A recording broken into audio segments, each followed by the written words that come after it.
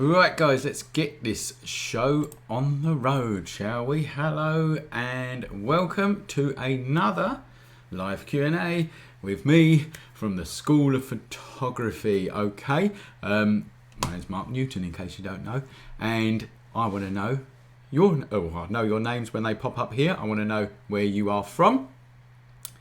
I want to know what time of the day it is where you are. And I want to know how you're getting on in these tough times. All right, tell us how you're getting on. Is there anything that's getting on your nerves? Have you got a big afro haircut because you can't get it cut?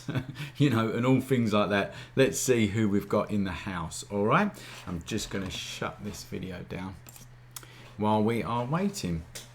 Okay, we have got in the house, we've got Ed from California.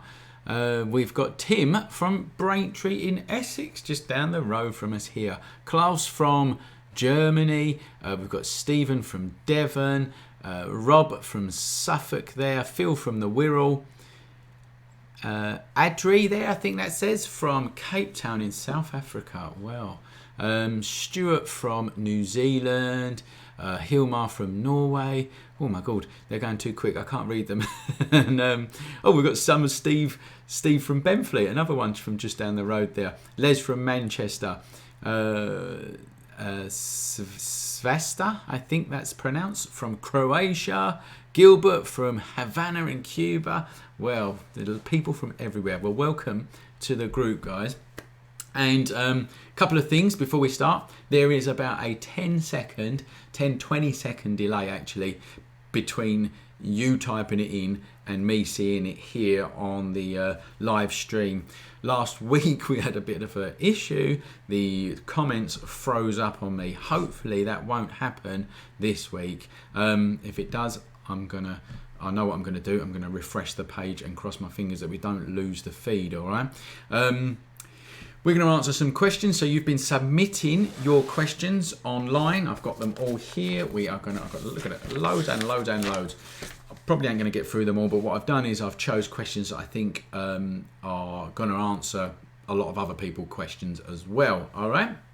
You can also ask questions in the comments during the presentation, and at 15 minutes towards the end, so we're going to go for an hour to about 7 o'clock, 15 minutes towards the end of this session, I will look through and answer any questions that have come through during the session. All right, I'm doing these sessions because obviously we are all in lockdown, and this is my little bit of I don't know, what would you call it? Oh, my little bit of giving back. All right, everybody needs to give something, and this is my little bit. All right, so hopefully you're all giving your little bit in your own little way, and I hope that this brings a little bit of joy into your week and helps you learn photography. All right, we are going to get started in a minute. Let's have a look at there's Rory from France again, and Haken from Sweden, Tim from Idaho, and sorry, that was me trying to do an American accent there. I won't ever do that again.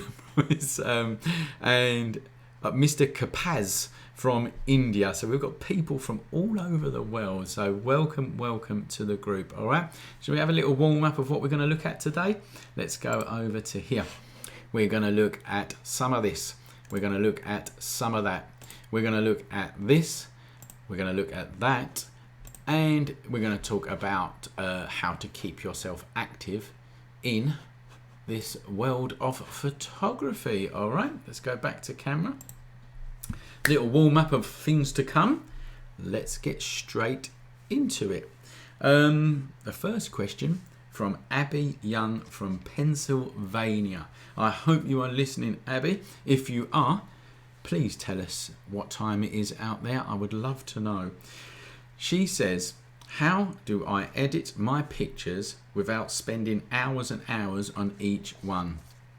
Do you know what, Abby? I know where you are coming from.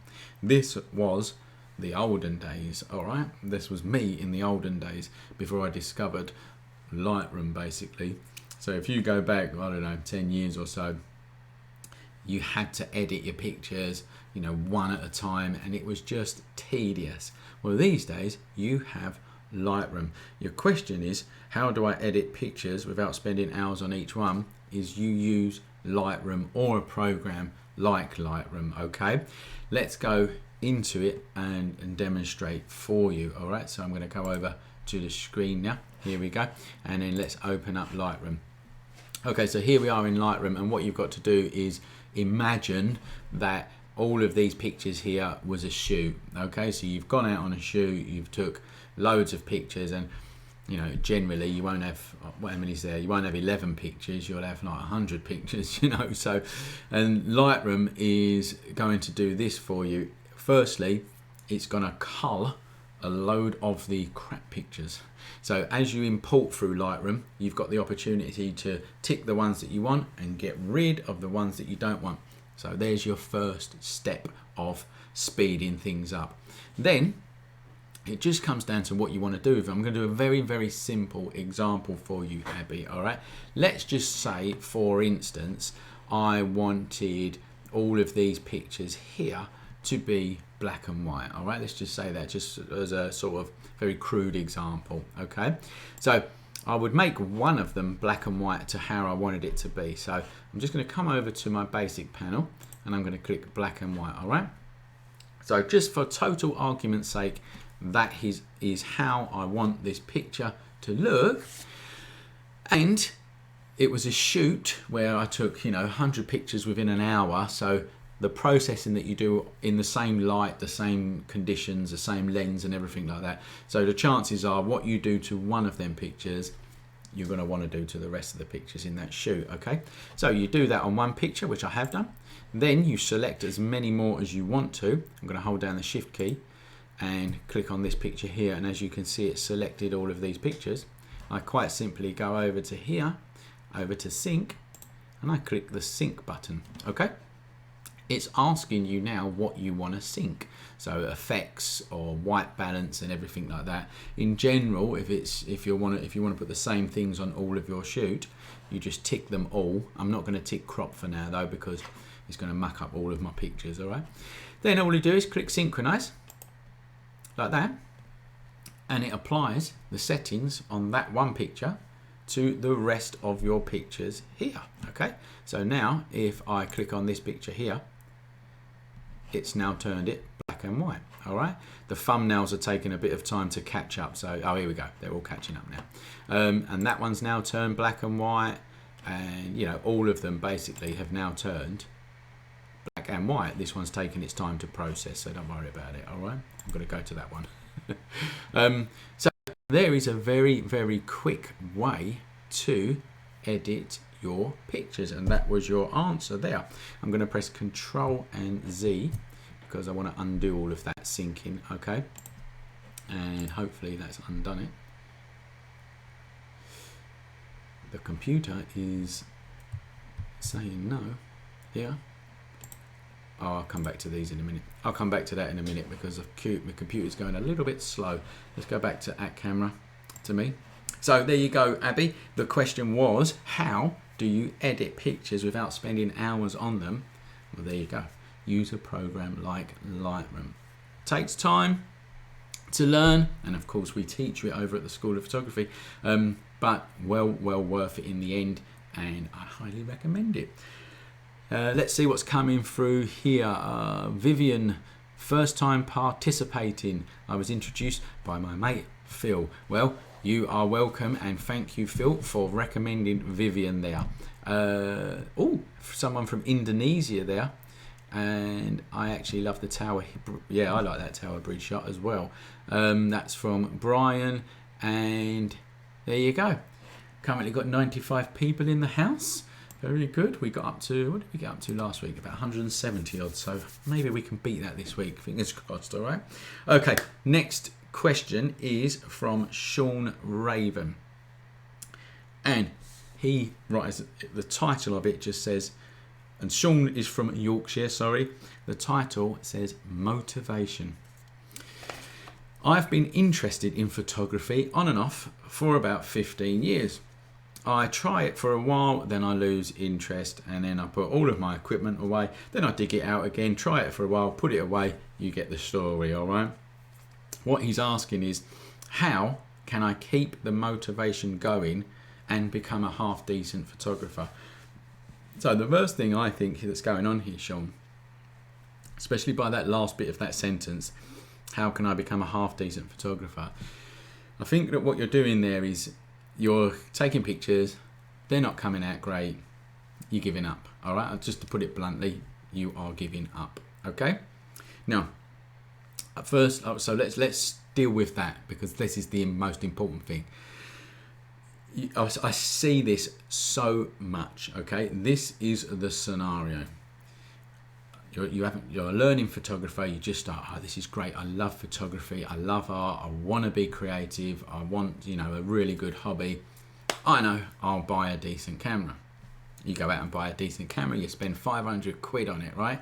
You start taking pictures on it, and you say to yourself, my phone takes better pictures than this camera. All right, I've heard that so many times. Then you go, must be because I don't know how to use it. And then your first thought is, I need to learn my camera. Okay, that's wrong. You need to learn photography. All cameras work the same, all right? You need to learn photography. So that's the first thing to think about, okay? The second thing is that you go onto YouTube, okay? Now YouTube is great. I'm on here now, right?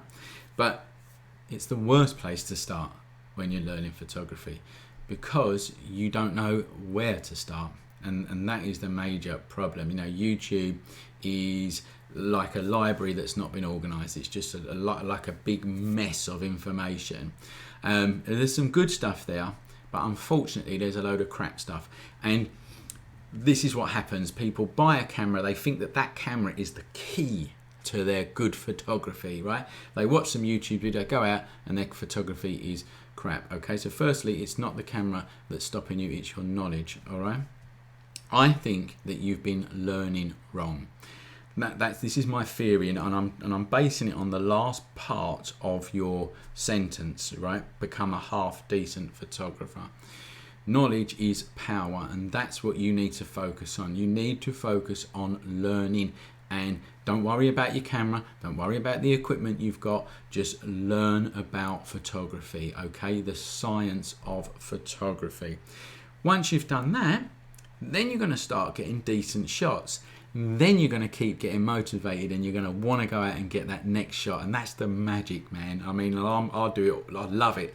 You go out there, and some days you don't get any pictures. All right? It's like fishing, you know, you just sit there for ages. And then other days you go bang and you get this shot, and it's such a good feeling. And every time I go out to take photographs, I enjoy it. It's the best feeling ever, all right? So, learn properly. And then I've also wrote down here, join some groups. You know, there's loads of groups on Facebook, Instagram, Flickr. Get some friends that are into photography and go out with them, you know.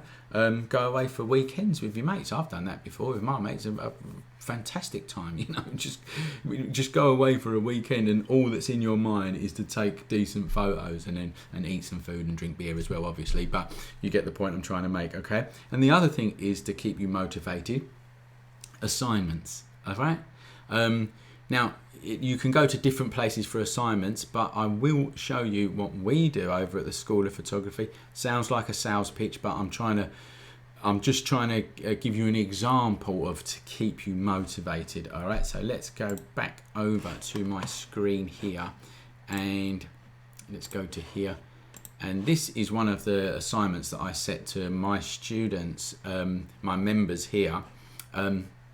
And it was for night photography. It was before the lockdown, so people could go out and shoot it. And I make a little film for people on how to do it and show them how to do it, blah, blah, blah. And then they go out, they take the shots, and they submit it. And the really good thing is actually that we've got this group, and they all submit their work, and they all chat with each other, and you know, they praise each other's work and share settings, and it does really keep them motivated. I'm really proud of the group that we've created over at the School of Photography, and this is some of the shots that they create. You know, they're fantastic pictures, and it comes from knowledge and having a focus. So this was giving them a focus, but it also comes from interacting with other photographers in this group. All right, it's a virtual group of people all over the world, but you still interact, you look at people's work, you get ideas, you go out and you get it done. All right, so there you go, Sean. It's a very, very good question, and I chose that one to answer because it's a common one. It's a common question that I get a lot, and I hope that it's answered your question. I'm going to come back to camera now. Let's see what we've got in the house. I have learned a lot from the course. Lenny, thanks, Lenny. Diego, I love how you say faux. What? What do you mean? How do you say faux? I don't know what that means. Diego, explain yourself. Tim, I can't recommend TSOP enough. Thanks, Tim. There you go. Anyone watching that ain't joined up, you just take it straight from Tim. He knows what he's talking about. All right. Okay, let's go on to the next question. The next question is from Ira Crummy, and she is from Canada. There you go. Someone from Canada. If you're in the house, Ira, say hello, please, so we can tell that you're here. And she says, how can I best meter for dramatic shadows? Okay. Sometimes that's called low key, all right? So if you want like a key word for it, it's called a low key effect, which is dark, black and white, strong shadows, and that's the kind of effect. It's actually a lot easier than you think. all you do is underexpose the shot, and then you go into a post-processing program and up that contrast, you know, really pump the contrast in, and that's how you get them dramatic shadows. Now I'm going to show you, so you can do that via your exposure, aperture, shutter speeds, ISOs. You know, any one of them you can underexpose with. You know, you can close the aperture down, you can speed the shutter speed up or whatever, and that will stop the light a bit. Or you can do it a very easy way, and I know what you lot are like. You want to go for the easy route straight away, right? So I'm just going to grab my camera here. Look, it's not mine actually. This is Fuji's. They lent it to me to have a little play with, and I'll tell you what, it's the XT3 here. What a blinding little camera that is, and thanks to Fuji for sending it to me. But look, what I'm trying to show you is this little dial at the top here. Can you see it? Hang on, where's my finger going? There it is, that little dial there, right? That is your exposure compensation dial, and quite simply, if I twist it to -1, can you see that? Yeah, I think you can see that. If I twist it to -1, what I'm actually doing there is I'm underexposing the shot by 1 stop, which will give you a darker shot. And then you can quite simply keep turning it to -2, and you can underexpose the shot by 2 stops, etc. When you've done all of that, make sure you put it back to 0, otherwise all of your pictures are going to come out dark, right? Now, that's with the Fuji camera. They've got it nice and easy on the top. With Canon cameras and Nikons or whatever, it's built into the camera, and all you do is you find there's a button. It's a plus and minus button. That's all you look for. Hang on. Oh no, I know. I was going to show you on it. I hasn't got it on this one. Sorry. But there's a plus and minus button. Press and hold that button down and twist your dial, and you'll see that's your exposure compensation. It will go lower or higher, darker or lighter. All right. There you go. That's an easy way. Give that a crack. Now the next question. That's from Ira in Canada. Is she here? Did anyone? Oh, she hasn't put a comment in if she is there. All right, here's a good one. I don't even know if this is a wind. I think this might be a wind up, right? From Ty Lee in Texas, in the USA. All right, Ty, if you're here, tell us that you're here, right? I'm going to just read it word for word. Where can I find resources to learn photography? Yeah, honestly, this is what it says. I have an old Canon 60D and a 50mm that I bought from eBay several months ago. I've been taking quite a lot of pictures, and yes, I learned most of the basics from YouTube, but I still think a good book or some course can help me take it further. Thank you. If that's not a wind up, then I don't know what it is, right? But Ty, this is the School of Photography, okay? We've got a book that we sell worldwide. We've got courses, online courses that we sell worldwide. Come and join us, Ty, because that is an easy answer, really. Where can I find resources to learn photography? Well, you're looking at them, okay? So come and see us, all right? If it was a wind-up, then you've got me. You have got me on that one. Okay, I'm going to just take a drop of drink and have a look. Yeah, Robert Ballis. Go on, Mark, sell it. Yeah, I will do. Yeah, why not? Hello, Mark from Nepal. Ace from Nepal, no.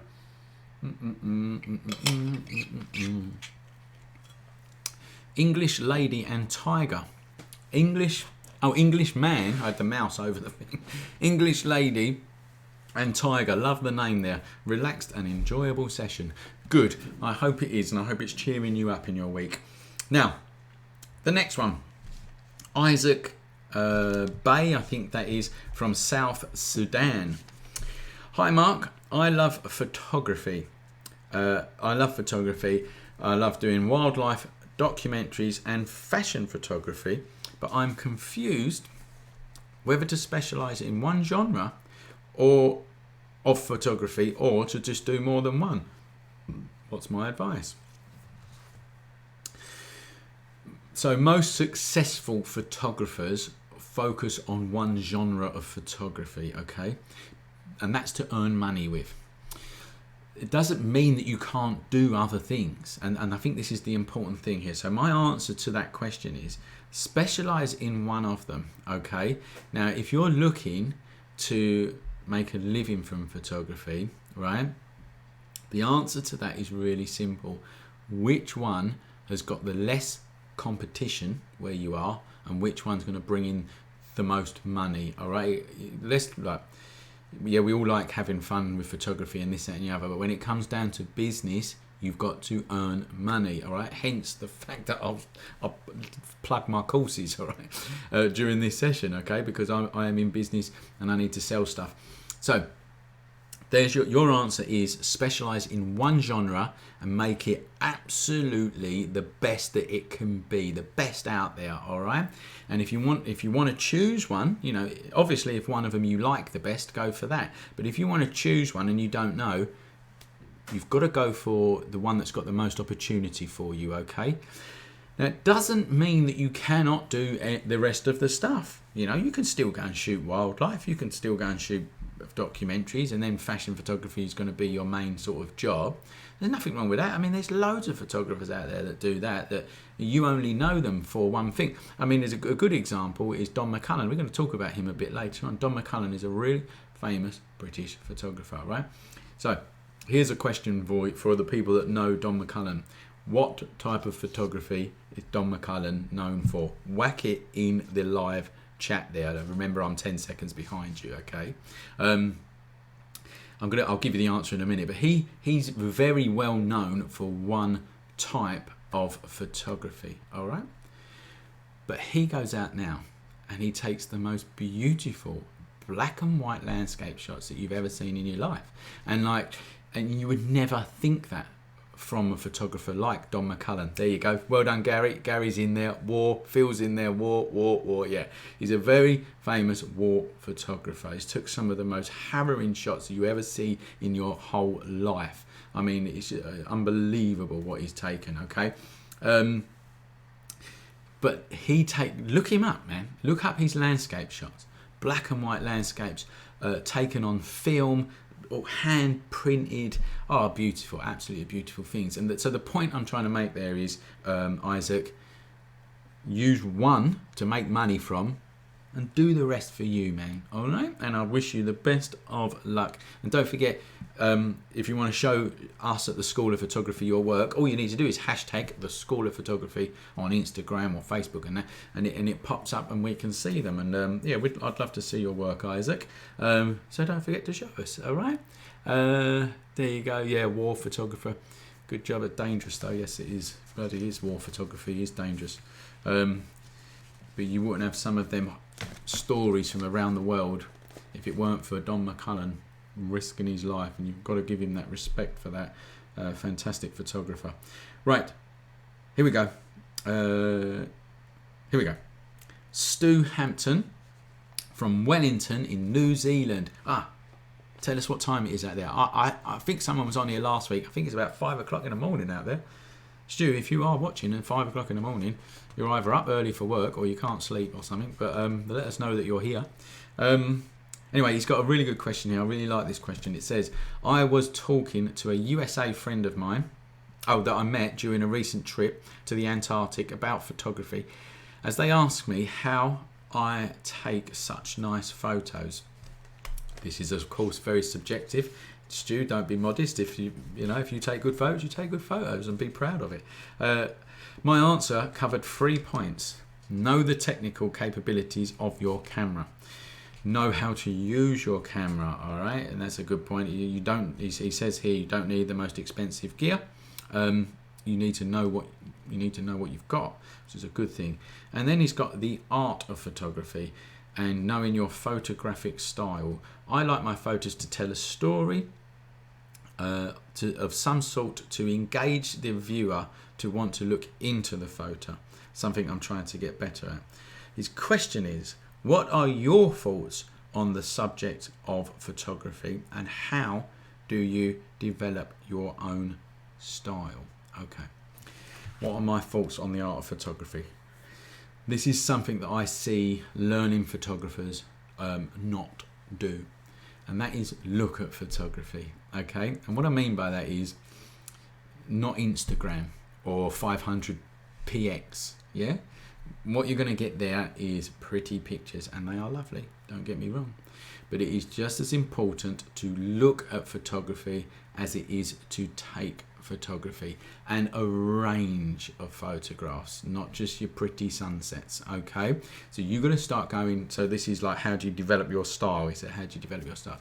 You've got to start getting out there. Go to exhibitions. I love going to exhibitions, and I don't know why.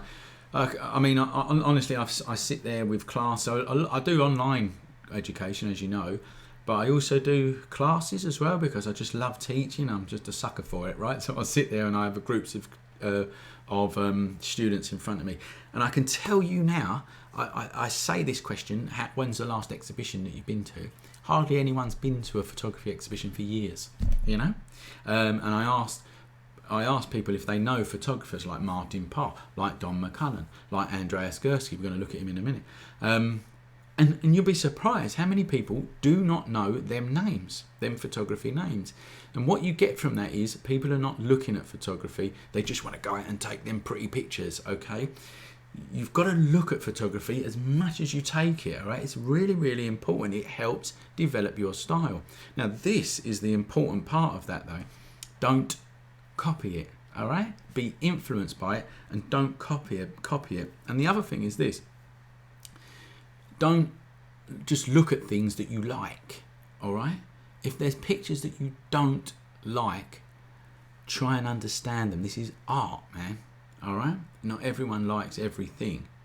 But if you're not going to be bothered to just look into it a bit more, it's you that's going to miss out, all right? No one else. It's you that's going to miss out. And you'll be surprised what you learn from artists and photographers that you don't like.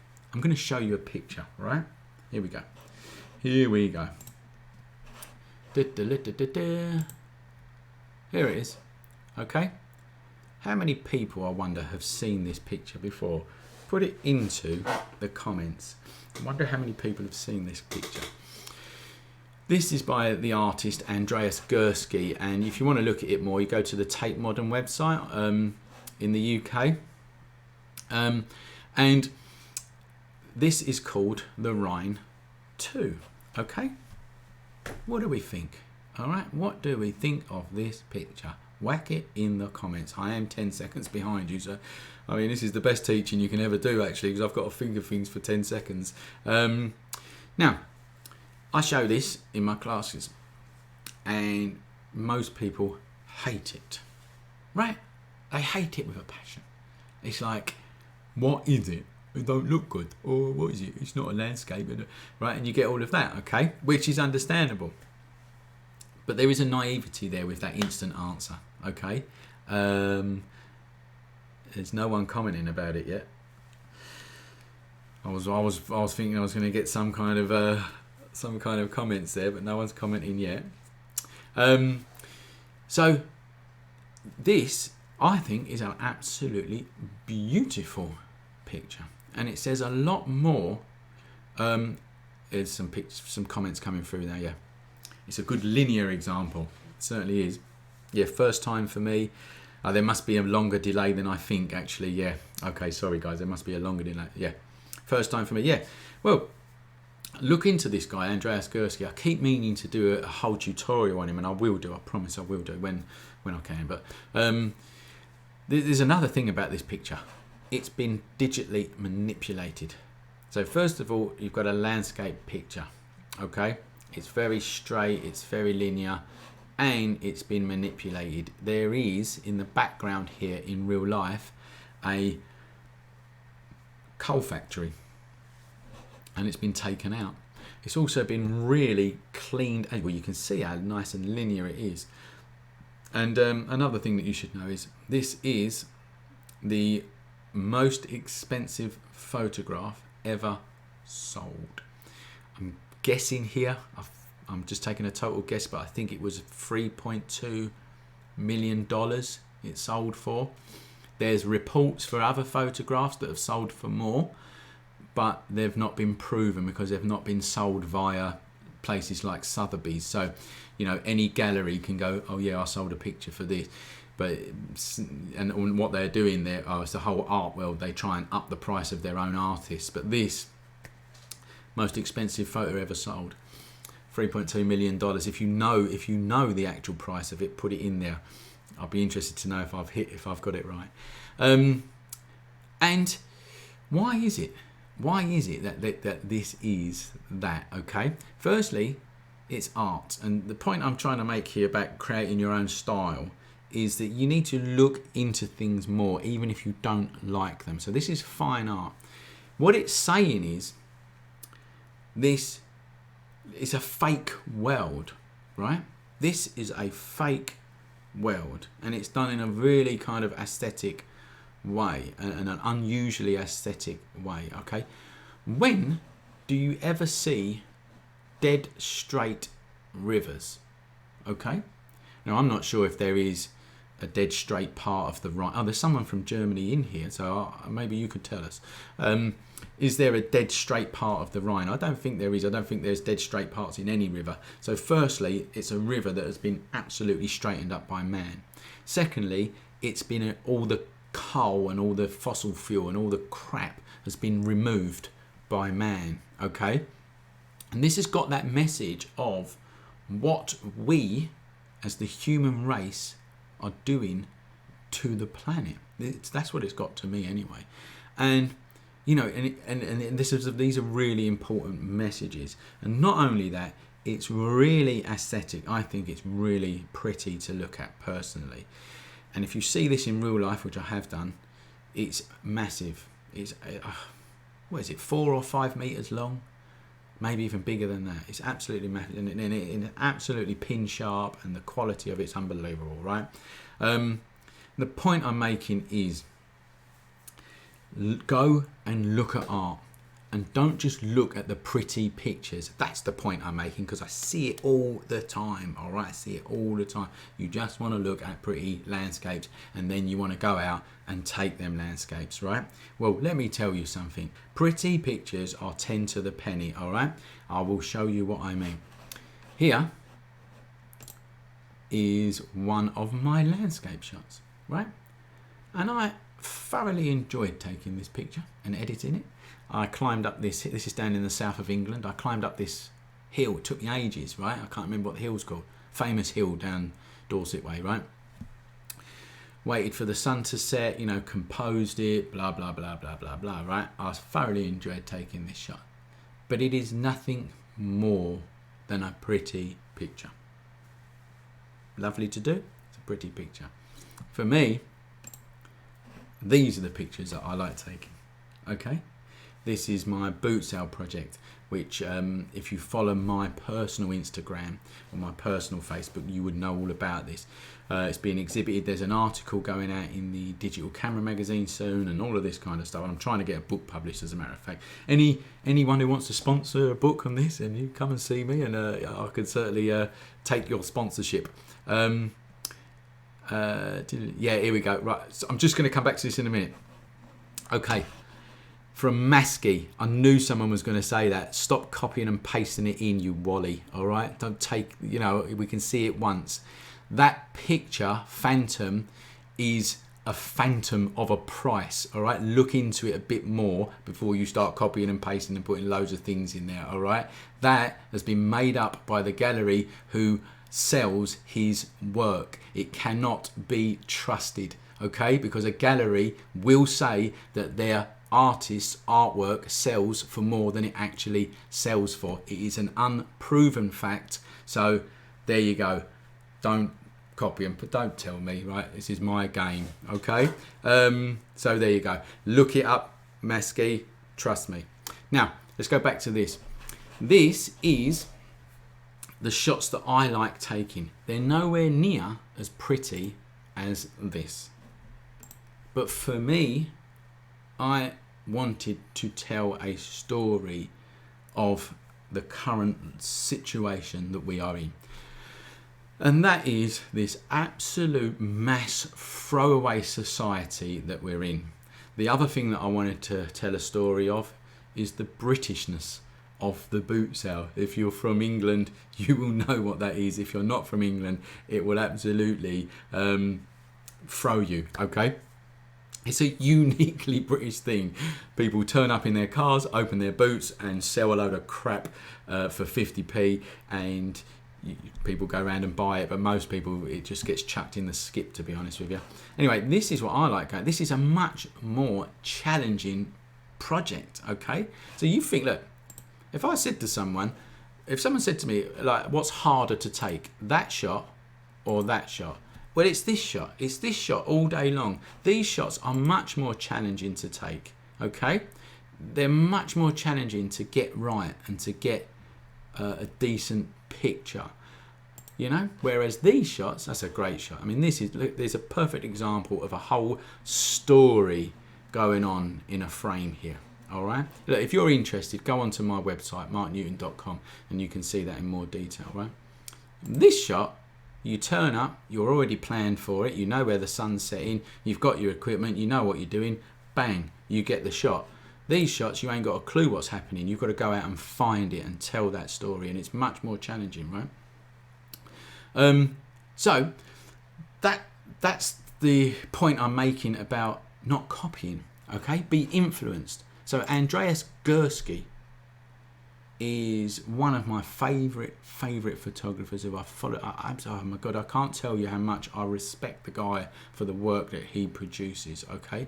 But my work doesn't look, well, that one possibly, but my work looks nothing like it because I'm not trying to copy it. What I'm being inspired by, I'm going to go back to camera. What I'm being inspired by is the feeling that you can change the world with a photograph.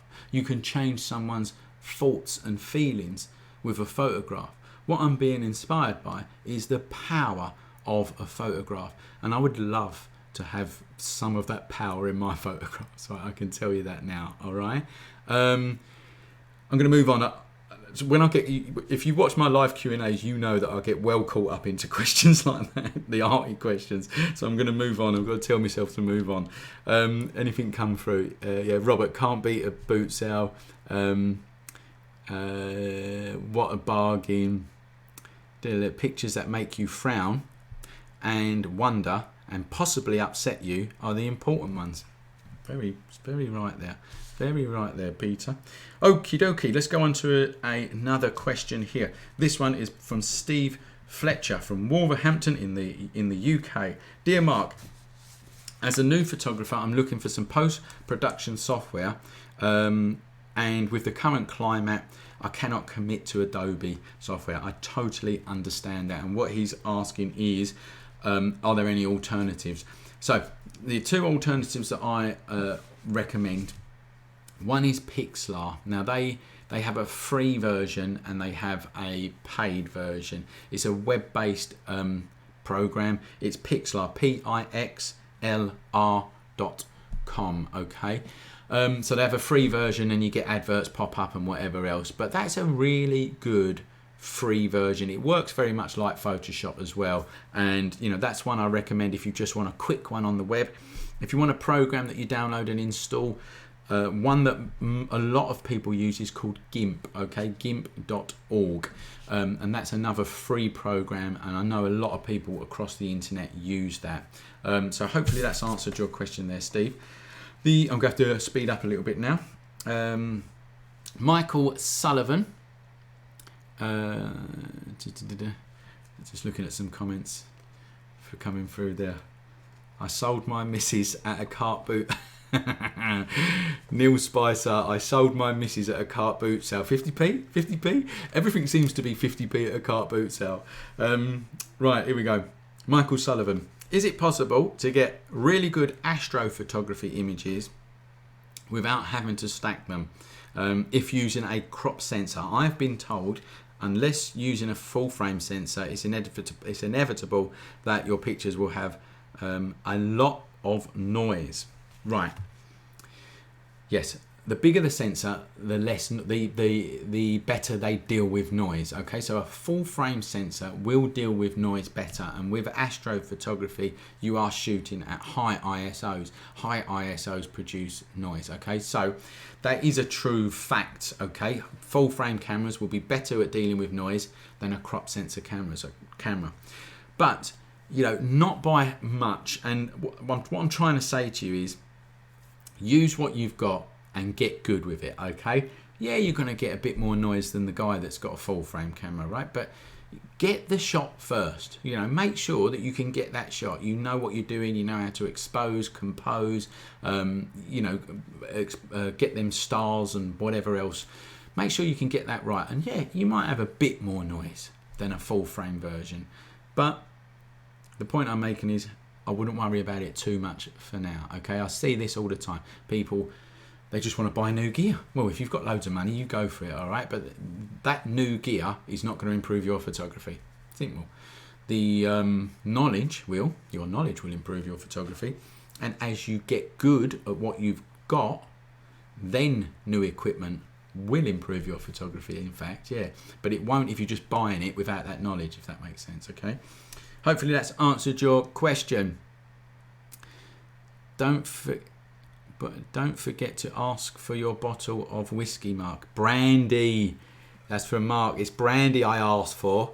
There's a guy on here, Hennessy. There he is. I can see him, Rory Hennessy. He actually owns the Hennessy brandy company out in France.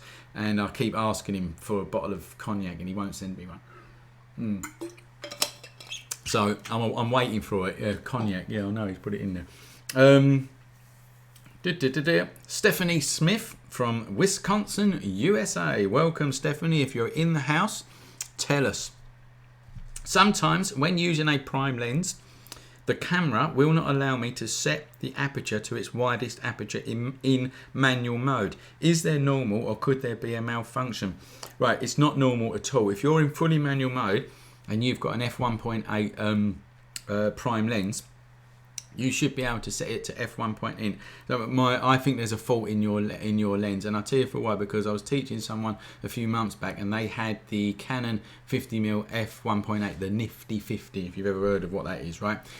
Same thing happened, right? And it was absolutely doing my head in, because it wouldn't go down to f1.8 or even f2.8 actually, and yeah, and in the end I took the lens off and looked through it, and yeah, it was busted. The aperture would shut down, but it wouldn't open up past 2.8. So I suspect it's that. I'm not sure, obviously, but that is my suspicions. Okay, let's move on. Paul Kurzweil from Sawbridgeworth in the UK. I'm looking at upgrading my camera from a 650D to a 90D, a Canon 90D. I was interested in the increase in resolution, and the 32 megapixels sounds great. But I'm reading that it isn't necessarily a good thing and can increase grain in lower ISOs. I wonder what your thoughts are. Right, here's my thoughts, Paul. I'm going to keep this very simple for you. It's a good upgrade. It won't make much difference. And this is what I've wrote. Pixel peepers with nothing else better to do will write things like that, okay? The 90D is a much better camera than the 650D. Simple as that, right? So it is a good upgrade. And all of this, it will increase grain at lower ISOs. You ain't going to notice it, man. I swear to God, you won't notice it. And don't listen to pixel peepers. Get rid of them. Next is Geraldine Bryce from North Wales. One of my friends and family wants prints for canvas of some of her photos. When I export them for printing, what settings should I be using? I've only exported for small prints before. Thanks. Okay, Geraldine, so this is what you should be exporting your pictures at for print, okay? Write this down. You need to export them at full resolution at standard RGB. I will go into Lightroom now and show you what I mean, okay? Let's go over to the screen capture here. We are getting to 10 to 7, by the way, guys, on my clock, or quarter to 7. So we're going to start looking through some comments in a minute, and if you want to ask some questions like now, then this is the time to put them in, okay? where are we? Lightroom. Okay, let's go over to Lightroom and let's choose anyone. Let's choose this one here, I think. That one here will do, right? Okay. So let's just say you wanted this on canvas, you wanted it big like that, okay? Right click, this is in Lightroom by the way. If you haven't got Lightroom, you're gonna have to figure out how to do it in your own program. You're gonna go to export. Now I've already got a preset here called full size JPEG, okay? But, and so if you know how to use Lightroom, Geraldine, you would have made presets by now, because for me I would just go like that, bang, and I'd export it and it would be done. But if you haven't got that, I'm going to show you the settings. You go into export at the top there. Let's go to full size JPEG here and I'm going to show you, right? Okay, so under file settings, JPEG, quality 100, color space, standard RGB, okay? When it comes down here to image resizing, you do not tick resize to fit. That's it, Geraldine. And what that means is you will be exporting a picture at its fullest resolution at standard RGB, which means that it's going to match your monitor if you've got your monitor calibrated properly. I hope that's answered your question, Geraldine. Now, there's so many questions here. I just don't get enough time to answer them all. How do I take it? How do I take it? I need some help. Right, so I'm going to come back to some of them questions in a minute, guys. All right, I'm going to answer one more, and then I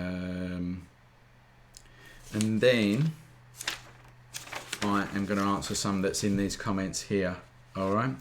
So here's one here from Jerry Keeble. All right, from Lowestoft in Suffolk in the UK. I've chosen this. I've got so many to answer, but I had to pick one to answer last. I will try and get round to some of these next week as well, if you want it for next week, that is. I need to know if you want this for next week. Jerry says this: since entering competitions with my camera club, so many judges have contradicted what makes a good picture. You know what's coming here, don't you? And it's made me second guess my own work and what's good and what's not. Is there a set of rules that you use for your pictures that you try to have in every shot, depending on what you are shooting? I love your courses, by the way. They have helped me so much. Thanks, Jerry. Right. Mate. Oh my God, I hear this so much. I hear this question, and every single course that I do, there is someone in there that's in a camera club that says the same thing, Jerry, literally as what you've said here. So here is my answer to this, right? Camera clubs are brilliant things. And I shouldn't, I've got to be careful on what I say next, because a lot of my business comes from people in camera clubs. They're the best things and worst things for learning photographers at the same time. They're the best things because you can interact and talk to people and have focus on competitions and this, that and the other. But they're the worst things because you will get a group of people in camera clubs who have self-taught on YouTube or wherever or their mates or whatever, and they are experts, right? They will tell you all sorts of things that are wrong, okay? So camera clubs, you've got to take them with a pinch of salt. Don't forget you're all amateurs, and there's nothing wrong with it. The best place to be in photography is to be that amateur photographer who's doing it for fun. Trust me now, right? But that's what camera clubs are, and that's what they should be. So if people are telling, which is what happens, telling other people what to do and what's good and what's not good, it's the blind leading the blind, and then that's when everyone gets lost, okay? And the other thing I'm going to come down to this with judges, right? I've heard this so many times. This is such a common question, right? So I've lived and worked around the East End and Essex for all of my life. 1997 I started my degree, so I've been doing photography in a professional level from that time, and I've lived in Essex for most of that time as well, right? So I'm talking to my friend who's in a camera club, and I'm saying, okay, who's been your judges? And they go, oh yeah, we had this judge from so and so, like as if they're like famous photographers and this, that. I said, what's their name? Tell me a name. Never heard of them. I said, what about the last one? Told me a name. Never heard of them. Told me another name of another one. I never heard. So basically, the judges that they've using, I lived and worked in this area in photography all my life. Never heard of them. Okay, so take the judges with a pinch of salt. The best judges in your camera club are you and your friends that are in that camera club, right? Trust me. And any people that are running camera clubs right now, save your money and judge the work yourself, all right? Because like Jerry says here, they contradict each other. And do you know why? Because photography is subjective. So if anyone's coming in and saying your photo's crap and you are believing it, then there's a whole wrong thing going on there, right? Because your photographs ain't crap. They're just not what he wanted or she wanted, okay? It is as simple as that. So take it with a pinch of salt, all right? Now, that's my answer to that. Don't even worry about the judges. Don't even worry about the competitions, right? You'll also find that it'll be the same people winning all the time anyway, because, you know, it's just... I love the idea of camera clubs, and I know that there are some blinding ones out there. Normally the ones with younger people in, actually. The ones with the older groups. I shouldn't say this, actually, because they give me a lot of money on courses, but you know, you tend to find that is where you're going to get the people that go, chromatic aberration is, and they start, you know, for half an hour explaining to you what chromatic aberration is, and you know the type that I mean, right? Anyway, that's my question. That's my answer to you, Jerry. Don't worry about it, mate. Right? You're all having fun. It's not a serious thing. The judges take it with a pinch of salt. Do the competitions because they keep you focused, but your colleagues in the camera club are your best judges, and you are as well yourself. I hope that's answered that question, Jerry, right? Les Campbell, watch the blood pressure. Watch the blood pressure, I know. God, I ain't even had a drink today neither. I tell you what, I could have need one after this, I think. Yeah, it's a few good questions that have come through that have got me riled up, yeah. Right, here we go. Let's try and answer some questions in here. Here we go. Mark, this is from Ace Cat. Can you please suggest me a portrait lens for the Sony A600? I have a Sigma 30mm f2.8. Might be alright. No image slave, and I have the Sony the 55 to 210. I think you've already got that. The 55 to 210 would make a good portrait lens. I think the Sony A6000 is a crop sensor camera. Please, someone correct me if I'm wrong. If it is a crop sensor camera, then if you'd shot at 55mm, you'd get a decent shot because it's compressing the face a little bit. And in fact, you will be surprised how good portraits look when you are right zoomed into like 100, 200mm.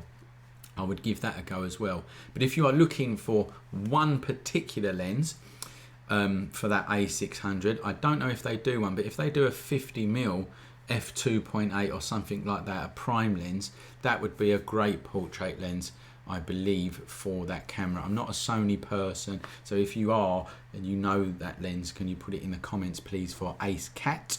I'm going to try and answer one more. I need to know if you want this to come back next week. Who we got? Oh, we've got 148 people on at the minute. Very good. If you want me to come back next week, you just put it in the comments and let me know. The other thing is we've moved from Facebook to YouTube for 2 weeks running now. It looks like YouTube's the way forward. I would love some feedback on that, actually. If you think that YouTube as a live streaming platform is better than Facebook, if you think that, I'd love to know your thoughts on it as well. Is there any other questions in here that I can answer here? I'm using a Nikon camera. Oh, right, okay, this is a quick one. Okay, this is Sakthi Kumar from India. Welcome to the group. What time is it at in India? I'd love to know that. So I'm using a Nikon camera. I really want to know about center weighted matrix and spot metering. which one can I use for different scenes like landscapes? Well, okay, here we go. This is it. I'm just going to break it down. I'm just going to explain to you what them 3 things are. Okay, so matrix metering is your default setting, and what that does is it takes a bias from the focus point. Okay, so it takes a reading from the focus point, and that it takes a bias from that point. Then it reads the light around that point, and that's the second bias, if you like. And then it reads the rest of the frame and mixes that in, and that's the third bias. So the most bias is the focus point, and then it spreads out from that. And that gives you kind of like a nice even exposure for the whole scene, right? 90% of the time, it's the one to use. Just leave it on that. Then you've got center weighted, okay? And I'll come to spot in a minute. So center weighted is like matrix metering, but it ignores where the focus point is. It just keeps it to the center. So it has a bias on the center, and then, like I said before, the next part around and the next part around, okay? So matrix metering does the same thing, but focuses on but takes the bias from your focus point. So what that means is, you know, when you focus, you can focus on a point in like the top, where am I going? Like the top part of the frame. I'm trying to point at the front. So you could focus there, then you can reframe it to the middle, and it's took a meter reading from this point, okay? I hope that was a good illustration there, big finger coming towards you. Whereas center weighted just takes that bias from the center of the frame. Spot metering, it kind of cancels everything out but your focus point, okay? So wherever your focus point is, that is where it's going to take a meter reading from. So that is good for challenging situations, contrasty situations. And an example of that, I've got something in my eye now. An example of that would be a person standing in front of a patio door, yeah? So they're going to be dark and the patio door's going to be light. So if you use spot metering on that, it will expose properly for the person, but the background will blow out a bit. That's the only problem, okay? So I hope that has answered your question. I'm so sorry, there was so many questions here and I tried to answer them all. I will try and get back to them next week. Let's have a look what we've got going on here. Yeah, I agree.